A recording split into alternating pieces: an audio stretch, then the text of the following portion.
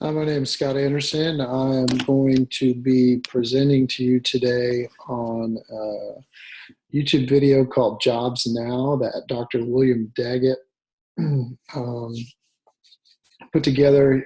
He was speaking to the Arkansas, I believe, Chamber of Commerce about monitoring for instruction with the end in mind. So that being said, I'm going to go into the PowerPoint here.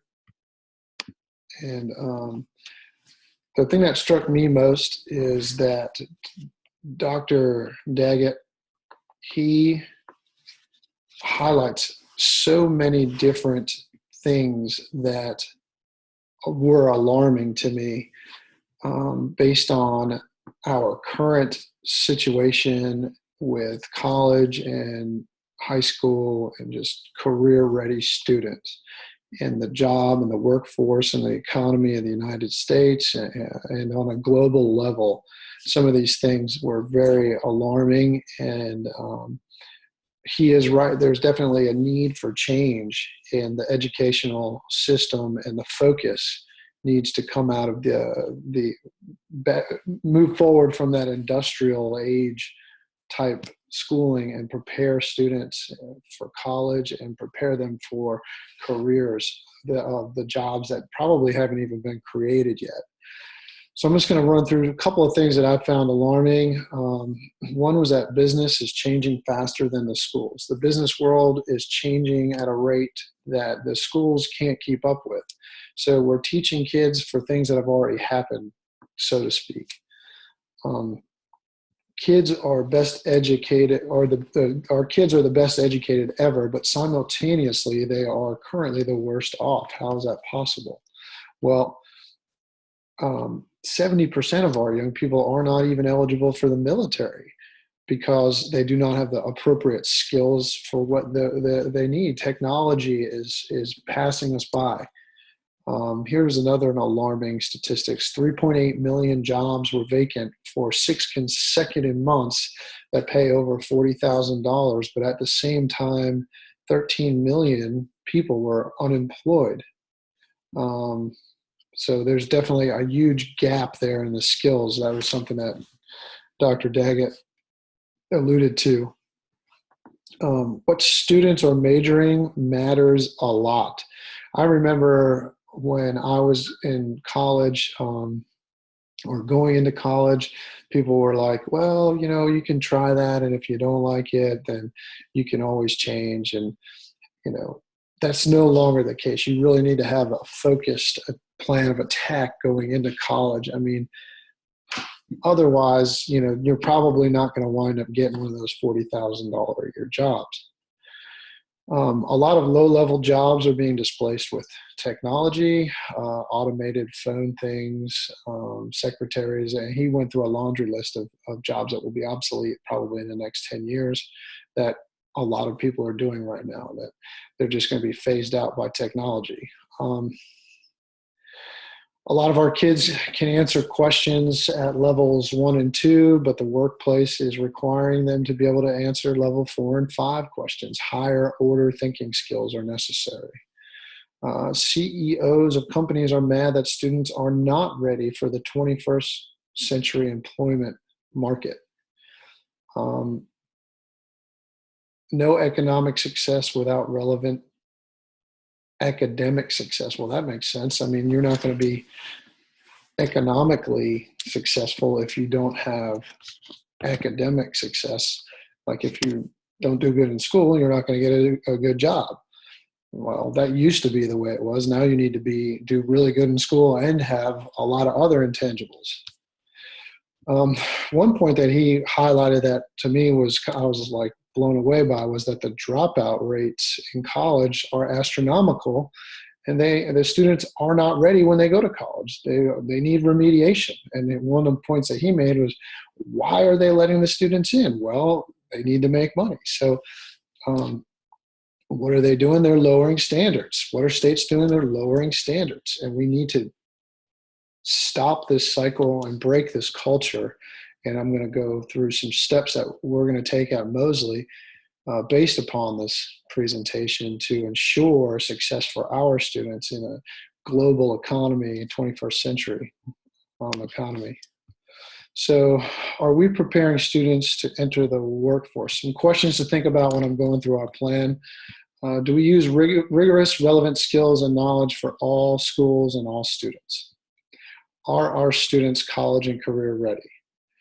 What are we doing to help kids financially after college? How will we educate today's students for tomorrow's world in yesterday's schools? And how do we prepare students for career success when business is changing faster than our schools and standards? Well, I'm not telling you that I have a definitive answer to this problem, but we do have a plan to make some changes based on suggestions that Dr. Daggett made in his presentation. So number one thing that he highlights is 3 changes that need to be made for success. We need to create a culture that will support change. Okay, change is very important. Obviously, we need to change things because they're not working currently. We will need to perform a deep needs assessment, which at Mosley we have already done with our data coaching and data information sessions, but we're going to continue to track and see the trends in that data. And deep professional development. We're going to continue to build upon the bi-monthly professional development that we're having at Mosley, and we're going to continue to follow the NAF Academy of Finance and their scaffolding and their network, and we're going to continue to work with that program at Mosley. So, number one, creating the culture for change. What will we do? We will start to establish a new culture. He says in his presentation that culture trumps strategy. So, at Mosley, I do feel like we do have a progressive culture. Our school is different. It is under an alternative school model, and I feel like that we are all on board as a faculty. So, get the faculty on board. We are, I feel like, ahead of the game when it comes to this stuff. But, we can always get better. We can always improve. Next thing we need to do is get the parents on board and incorporate them at home and have them reinforce what we're doing at school at home. Because if the parents are on board, then we're going to be able to teach our students and prepare our students and have them on board also. I think our kids have a pretty firm grasp of what we're trying to do to make them college and career ready, but it takes a village to raise a child, and in this world it might take even more the way things are going. So we all need to be on the same page, working together and creating that culture at Mosley for these students to be successful. Okay, needs assessment. So Mosley will build our plan year to year based on relevant teacher-student data coaching, and professional development will focus on creating student success. So I have here is just a copy of our EVOS report over the last couple of years. And from 2015 to 2016, we went from a minus 4.29 to a 1.56. And as you guys know, we need to keep track of our own data because of our small numbers. We don't always get a great data picture for our school. And one kid not being successful could really skew everything else for that class. So we're going to continue to focus on the teacher working conditions survey, the end of grade tests, end of course exams, our EVOS scores, our SAT, ACT, work keys. The district benchmarks are very important. We started utilizing those a lot more this year. I'm glad to see that. Midterm grades are also important because they kind of give you a precursor to what they're going to potentially get on their finals. Our TOSCROF data has also been great because it focuses on reading and literacy, and reading and literacy is extremely important. If a kid can't read, then they're not going to be successful, hands down. That's also something Dr. Daggett hits on. 3, professional development. Teachers will participate in our professional development through our collaborative teams and interdisciplinary team planning sessions during the week. We are already doing this. I copied and pasted a document in here of our collaborative and interdisciplinary planning document where every teacher in the school is listed what we're doing for the whole year. And we go through on a regular basis and determine what works with, as far as being able to use common language and being able to use common terminology as it relates to college and career. Teachers will participate in our half-day planned professional development sessions, which we are already doing. Brooke is doing a great job of leading us in that. And we use that needs assessment to plan our professional development and break down our data. So we use that information from the number 2 point to help us at Mosley.